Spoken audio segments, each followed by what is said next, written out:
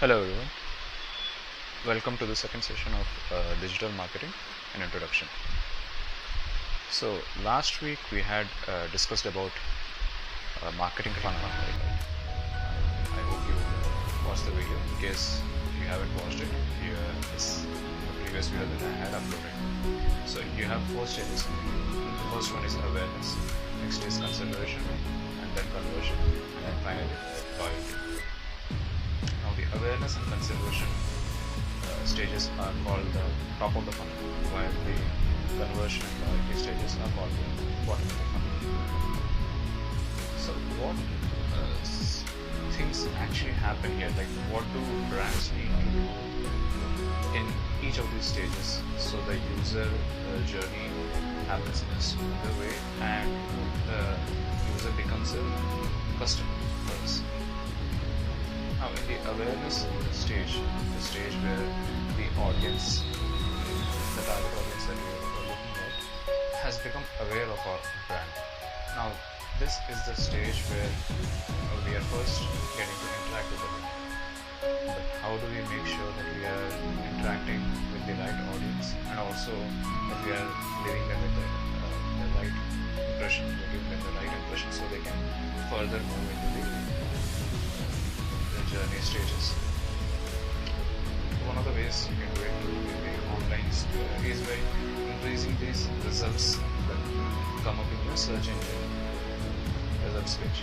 And I'm sure we all have these days used search engines, Bing or any of the other platforms you might have used. Now, let's say you search for some question, some topic, and then what happens? You find few results that come up.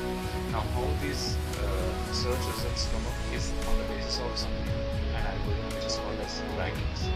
So the better the content you post which are relevant to the question that had been posted by the user, they're called as keywords, the higher up your ranking will be, and the higher up your ranking is in the search results, the higher up will your web page will be displayed to the user.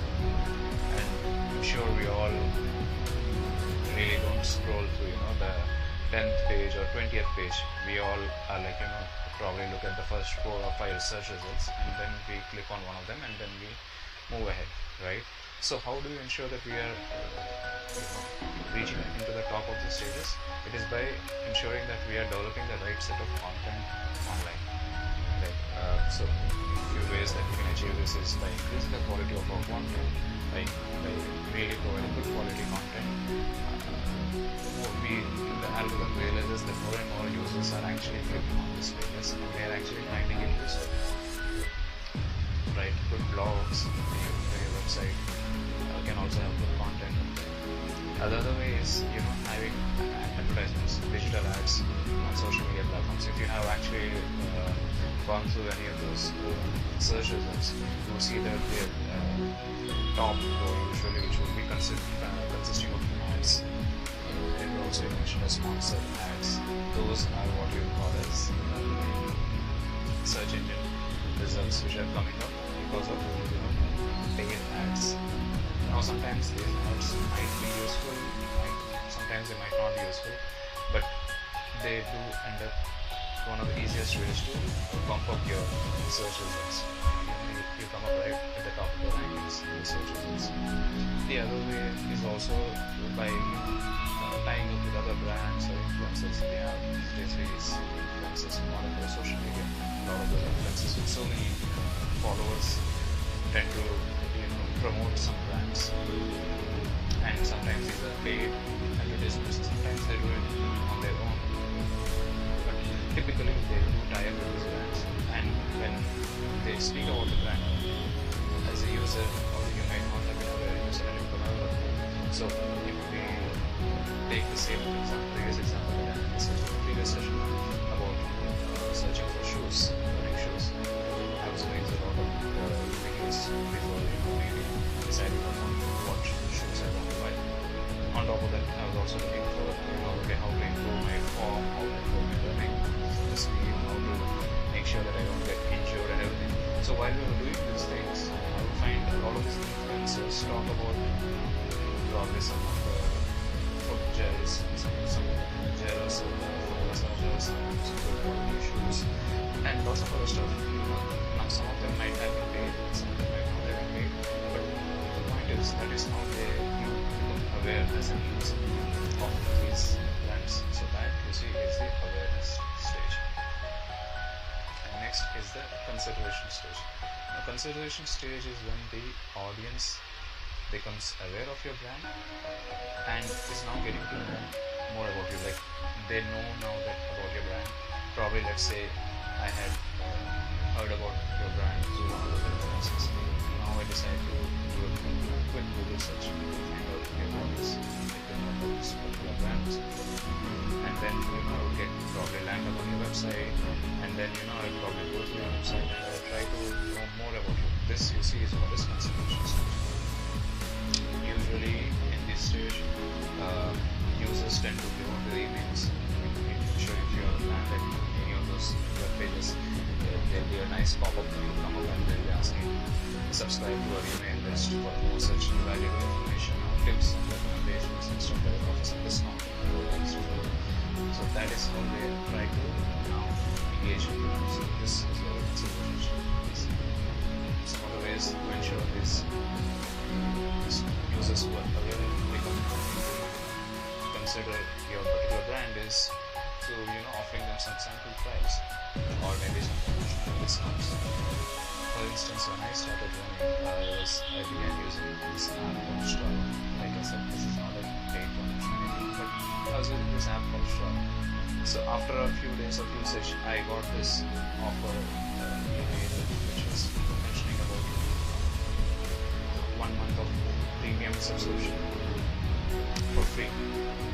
Why? Because they wanted me to experience what a premium subscription feels like. How would a premium user feel like? I'm sure there would be some features in that which would make the experience, overall experience, far more pleasant. Right? Maybe I would get more tips about my running form or my step count, my heart rate, things which probably as a non-premium user I would not get. So that is how brands tend to entice you becoming a customer. Similarly, the other way to do it is by doing something called as retargeted ads. Now, what are retargeted ads? Let's say you go to the website. I'm sure most of us must have experienced it, but even if you haven't, it's basically when I visit your website, but then I don't really end up purchasing product. I just go through it and then I probably move out because I was not really in that frame of mind at that point in time, or maybe I got caught up with some other stuff inside. So that's when by serving the retargeted ads, that is now let's say the next day I go on a social media page, I suddenly find that I'm being served with this ads which I had seen yesterday, the one that I had seen yesterday, or maybe I'm searching for some other totally different stuff, but I'm finding that those links are turning up on my website. This is what you call as retargeted ads, and that is one of the ways for brands to remind users about what experience they have. Now, from the consideration stage, moving on to the conversion stage. Now, this is the stage where finally this user decides that okay, and make the purchase. One of the best ways, if you especially in the since we are talking about digital marketing, we are talking now about on the online space. How many times has it been that you did not make a purchase because you landed on the website and you were trying to move to the next page and you just found it very difficult? Bad user experience on either on the website organization or on the speed at which the pages get loaded makes users to abandon the purchase process. This way, having your organized website, having pages that load up quickly. Now, this is something which probably a person with technical background skills will know about the website, but it is good to know like, okay, what is it that helps in making sure that a user ends up making the purchase. So a good website, quick loading pages. Apart from that, having a very clear returns policy. A lot of times you see that, let's say I'm making the purchase. Let's say I go on Amazon or any other e-commerce websites out there. When I'm actually searching for a product, right, apart from the product description, which is a very long information, having accurate product description also is very vital. I would also look for what in case something wrong happens. What is the returns policy? Right? That's a very, very vital information that needs to be displayed properly so that users are not feeling the sense of threat. They don't fear making that purchase. They want to take that step, but if you don't provide them with these steps, it makes them take a step back. And once they are taking that step back, once they are worried about whether or not to make the purchase, chances are you might lose the customer. So, like we said again, having a good loading web page, having an organized website, ensuring that the product description is as thorough as possible, having a clear returns policy, and overall a smooth checkout process ensures that the user journey happens really smoothly from the consideration stage to the conversion stage. Now, once the customer has made the purchase, how do we now make sure that this person remains loyal to our brand? Now, what is loyalty might differ for different users, different brands, but typically the way to define loyalty is when the customer has made the purchase and is now going to again make the purchase, as well as advocate to others that the product that they have bought is amazing and that probably their friends and family should also buy it. That you see is when now you can say that we have a loyal customer. To ensure that our customer becomes a repeat buyer, we have to create what we call it positive post-purchase experience.